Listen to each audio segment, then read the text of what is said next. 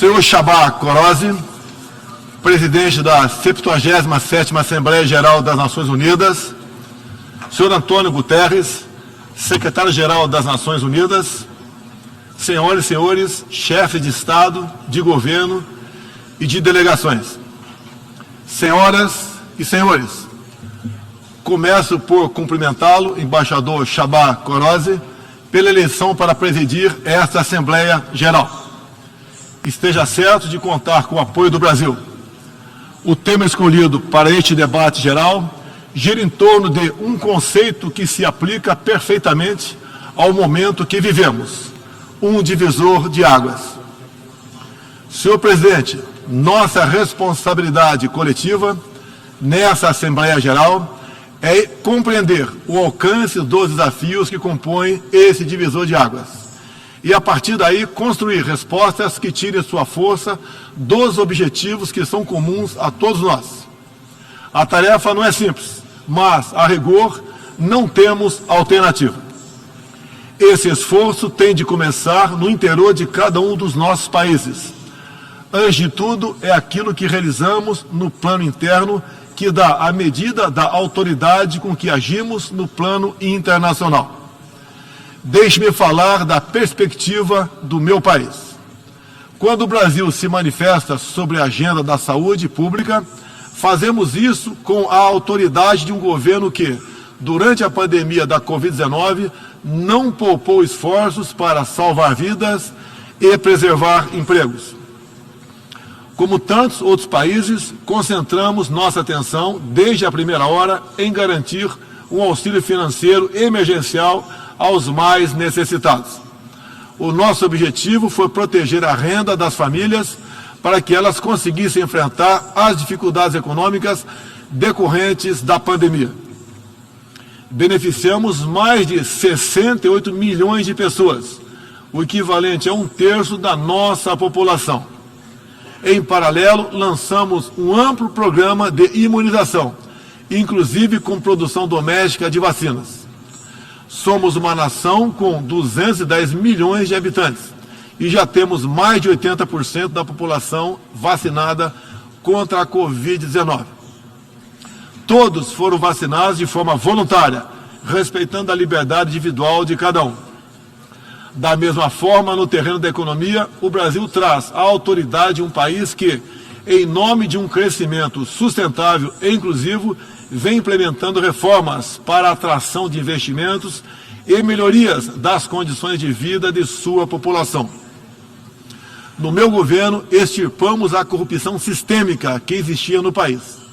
Somente entre o período de 2003 e 2015, onde a esquerda presidiu o Brasil, o endividamento da Petrobras, por má gestão, loteamento político e em desvios, chegou à casa dos 170 bilhões de dólares.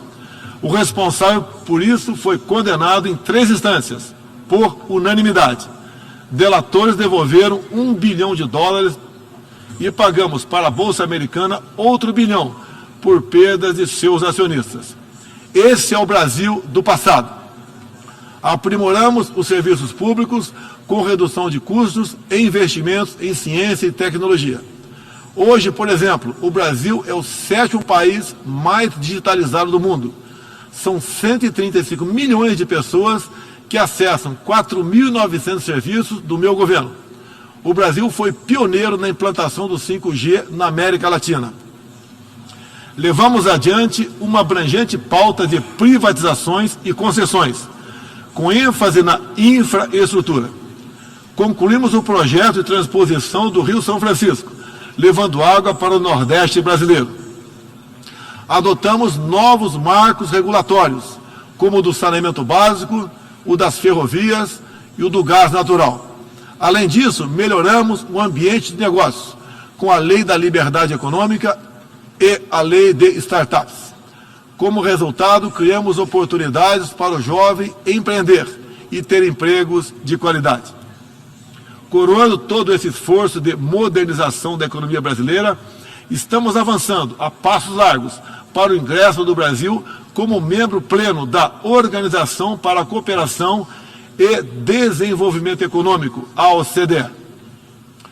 Apesar da crise mundial, o Brasil chega ao final de 22 com uma economia em plena recuperação.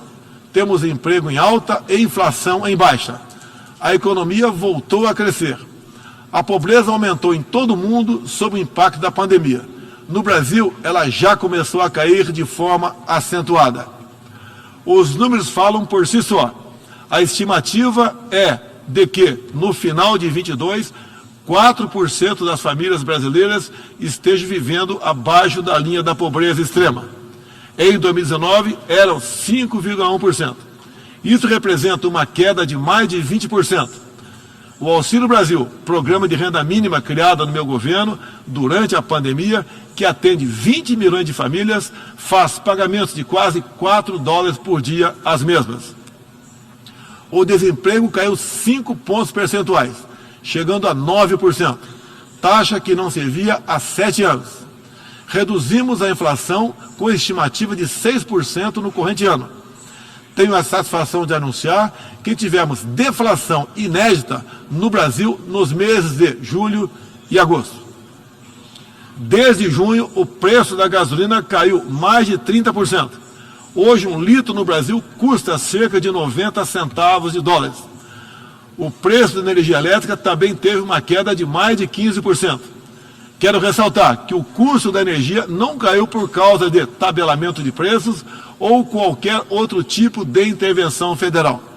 Foi resultado de uma política de racionalização de impostos formulada e implementada com apoio do Congresso Nacional. Em 2021, o Brasil foi o quarto maior destino de investimentos estrangeiros direto no mundo. Nosso comércio exterior alcançou a marca histórica de 39% do PIB, mesmo diminuindo ou zerando impostos de milhares de produtos. No plano interno, também estamos batendo recordes em 3 áreas: arrecadação fiscal, lucro das empresas estatais e relação entre dívida pública e PIB. Aliás, em 21, tivemos superávit no resultado consolidado de contas públicas. O PIB brasileiro aumentou 1,2% no segundo semestre. A projeção de crescimento para 22 chega a 3%. Temos a tranquilidade de quem está no bom caminho, o caminho de uma prosperidade compartilhada. Compartilhada entre os brasileiros e, mais além, compartilhada com nossos vizinhos e outros parceiros mundo afora.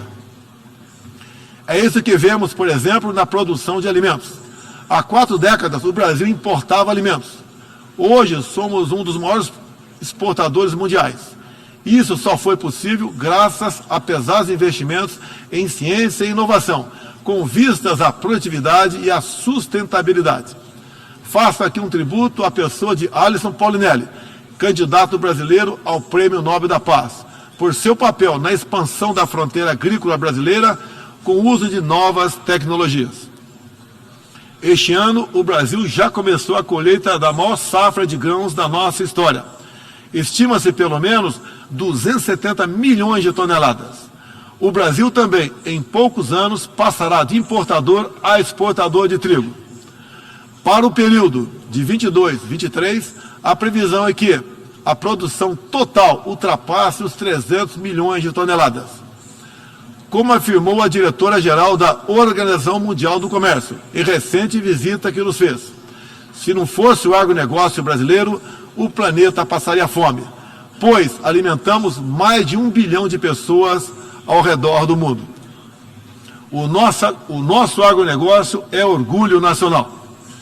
Senhor presidente, quero lembrar que, também na área do desenvolvimento sustentável, o patrimônio de realizações do Brasil é fonte de credibilidade para a ação internacional do nosso país. Em matéria de meio ambiente e desenvolvimento sustentável, o Brasil é parte da solução e referência para o mundo. 2/3 de todo o território brasileiro permanece com vegetação nativa, que se encontra exatamente como estava quando o Brasil foi descoberto em 1500. Na Amazônia brasileira, área equivalente à Europa Ocidental, mais de 80% da floresta continua intocada, ao contrário do que é divulgado pela grande mídia nacional e internacional. é fundamental que, ao cuidarmos do meio ambiente, não esqueçamos das pessoas. A região amazônica abriga mais de 20 milhões de habitantes, entre eles indígenas e ribeirinhos, cuja subsistência depende de algum aproveitamento econômico da floresta. Levamos internet a mais de 11 mil escolas rurais e a mais de 500 comunidades indígenas. O Brasil começou sua transição energética há quase meio século, em reação às crises do petróleo daquela época. Hoje temos uma indústria de biocombustíveis moderna e sustentável. Indústria que contribui para a matriz energética mais limpa entre os países do G20. Cerca de 84% da nossa matriz elétrica atualmente é renovável.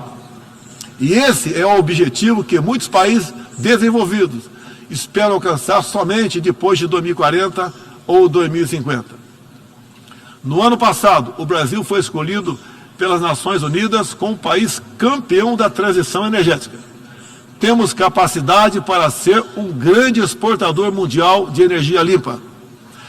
Contamos com um excedente já em construção, que pode chegar a mais de 100 gigawatts, entre biomassa, eólica, terrestre e solar, além da oportunidade ainda não explorada de eólicas marítimas de 700 gigawatts, com um dos menores custos de produção do mundo. Essas fontes produzirão hidrogênio verde para exportação. Parte dessa energia 100% limpa abre a possibilidade de sermos fornecedores de produtos industriais altamente competitivos, especialmente no Nordeste brasileiro, com uma das menores pegadas de carbono do mundo. A agenda do desenvolvimento sustentável é afetada de várias maneiras pelas ameaças à paz e à segurança internacional. Erguemos as Nações Unidas em meio aos escombros da Segunda Guerra Mundial. O que nos motivava naquele momento era a determinação de evitar que se repetisse o ciclo de destruição que marcou a primeira metade do século XX. Até certo ponto, podemos dizer que fomos bem-sucedidos. Mas hoje, o conflito na Ucrânia serve de alerta. Uma reforma da ONU é essencial para encontrarmos a paz mundial. No caso específico do Conselho de Segurança, após 25 anos de debates, está claro que precisamos buscar soluções inovadoras. O Brasil fala desse assunto com base em uma experiência que remonta aos primórdios da ONU. É pela 11ª vez que ocupamos assento não permanente no Conselho. Temos buscado dar o melhor de nós para a solução pacífica e negociada dos conflitos internacionais, sempre guiados pela Carta da ONU e pelo direito internacional. O Brasil também tem um longo histórico de participação em missões de paz da ONU. De Suez a Angola, do Haiti ao Líbano, sempre estivemos ao lado da manutenção da paz. Também contribuímos para a paz ao abrirmos nossas fronteiras para aqueles que buscam a chance de reconstruir suas vidas em nosso país. Desde 2018, mais de 6 milhões de irmãos venezuelanos foram obrigados a deixar seu país. Muitos deles vieram para o Brasil. Nossa resposta a esse desafio foi a Operação Acolhida, que se tornou referência internacional. Já são mais de 350 mil venezuelanos que encontraram em território brasileiro assistência emergencial, proteção, documentação e a possibilidade de um recomeço. Todos têm acesso ao mercado de trabalho, a serviços públicos e a benefícios sociais. Nos últimos meses, chegam por dia ao Brasil a pé cerca de 600 venezuelanos, a grande maioria dos quais mulheres e crianças, pesando em média 15 quilos a menos do que tinham antes, fugindo da violência e da fome. A política brasileira de acolhimento humanitário vai além da Venezuela. Temos também recebido haitianos, sírios, afegãos e ucranianos. Senhor presidente, o conflito na Ucrânia já se estende por 7 meses e gera apreensão não apenas na Europa, mas em todo o mundo. Quero, em primeiro lugar, renovar o agradecimento do Brasil aos países que ajudaram na evacuação de brasileiros que se encontravam na Ucrânia quando começou o conflito. Refiro-me especialmente à Eslováquia, Hungria, Polônia, Romênia e República Tcheca. A operação foi exitosa. Não deixamos ninguém para trás, nem mesmo seus animais de estimação. Diante do conflito em si, o Brasil tem se pautado pelos princípios do direito internacional e da Carta da ONU. Princípios que estão consagrados também em nossa Constituição. Defendemos um cessar-fogo imediato, a proteção de civis e não combatentes, a preservação da infraestrutura crítica para assistência à população e a manutenção de todos os canais de diálogo entre as partes em conflito. Esses são os primeiros passos para alcançarmos uma solução que seja duradoura e sustentável. Temos trabalhado nessa direção. Nas Nações Unidas e em outros fóruns, temos tentado evitar o bloqueio dos canais de diálogo, causado pela polarização em torno do conflito. É nesse sentido que somos contra o isolamento diplomático e econômico. As consequências do conflito já se fazem sentir nos preços mundiais de alimentos, de combustíveis e de outros insumos. Esses impactos nos colocam a todos na contramão dos objetivos do desenvolvimento sustentável. Países que se apresentavam como líderes da economia de baixo carbono, agora passaram a usar fontes sujas de energia. Isso configura um grave retrocesso para o meio ambiente. Apoiamos todos os esforços para reduzir os impactos econômicos dessa crise, mas não acreditamos que o melhor caminho seja a adoção de sanções unilaterais e seletivas, contrárias ao direito internacional. Essas medidas têm prejudicado a retomada da economia e afetado os direitos humanos de populações vulneráveis, inclusive em países da própria Europa. A solução para o conflito da Ucrânia será alcançada somente pela negociação e pelo diálogo. Faço aqui um apelo às partes, bem como a toda a comunidade internacional. Não deixe escapar nenhuma oportunidade de pôr fim ao conflito e de garantir a paz. A estabilidade, a segurança e a prosperidade da humanidade correm sério risco se o conflito continuar. Senhor presidente, tenho sido um defensor incondicional da liberdade de expressão. Além disso, no meu governo, o Brasil tem trabalhado para trazer o direito à liberdade de religião para o centro da agenda internacional de direitos humanos. É essencial garantir que todos tenham o direito de professar e praticar livremente sua orientação religiosa, sem discriminação. Quero aqui anunciar que o Brasil abre suas portas para acolher os padres e freiras católicos que têm sofrido perseguição do regime ditatorial da Nicarágua. O Brasil repudia a perseguição religiosa em qualquer lugar do mundo. Outros valores fundamentais para a sociedade brasileira, com reflexo na pauta dos direitos humanos, são a defesa da família, do direito à vida desde a concepção, a legítima defesa e o repúdio à ideologia de gênero. Quero também destacar aqui a prioridade que temos atribuído à proteção das mulheres. Nosso esforço em sancionar mais de 70 normas legais sobre o tema desde o início do meu governo, em 2019, é prova cabal desse compromisso. Combatemos a violência contra as mulheres com todo rigor.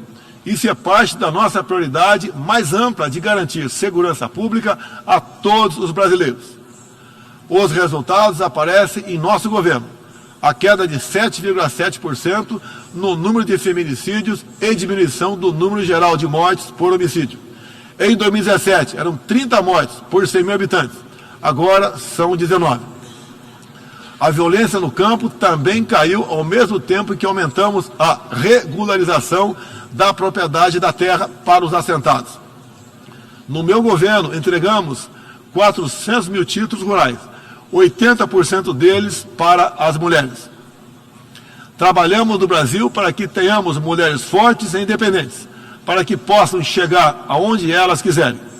A primeira-dama, Michele Bolsonaro, trouxe novo significado ao trabalho de voluntariado desde 2019, com especial atenção aos portadores de deficiências e doenças raras.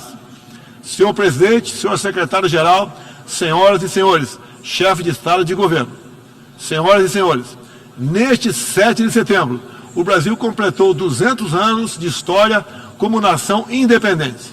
Milhões de brasileiros foram às ruas, convocados pelo seu presidente, trajando as cores da nossa bandeira. Foi a maior demonstração cívica da história do nosso país.